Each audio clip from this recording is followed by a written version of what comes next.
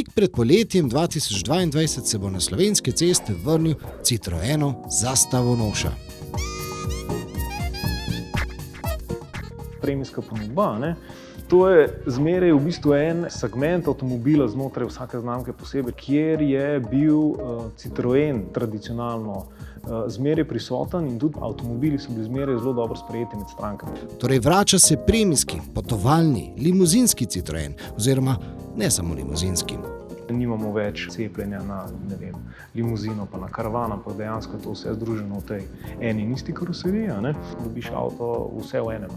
Zato to ni več samo C5, ampak je C5X. Poleg limuzine in karavana so namreč umešali tudi nekaj SUV-evskega duha. Ampak zgolj en ščepec, samo toliko, da še lahko rečejo, da so v trendu. Kajti poanta C5X je prav v odmiku od SUV-ev.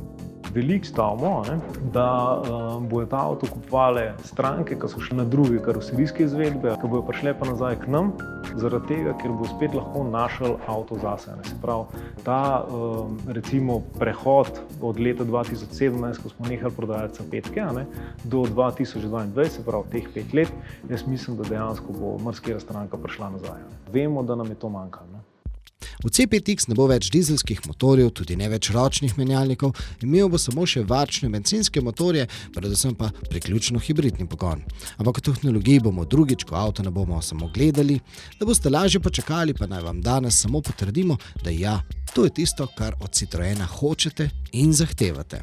V avtomobilu se in voznik in sopotniki morajo počutiti, kakor da so doma na zofi, recimo. Ker je to res ta prav Citroen v najnovejši možni različici. Ima dušo, ampak ima tudi modernost.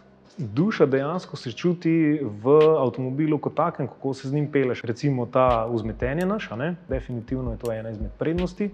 In tudi tega posebnega vzmetenja so naše stranke, tiste, ki so že vrsto let z nami, navajene oziroma ga poznajo tudi starejših modelov, čeprav ni več identičen temu. Avto dejansko je tradicionalen Citroen.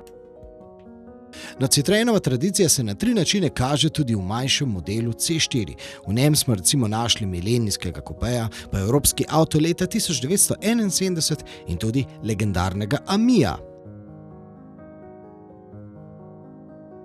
Gremo en krog z vašim naslednjim klikom.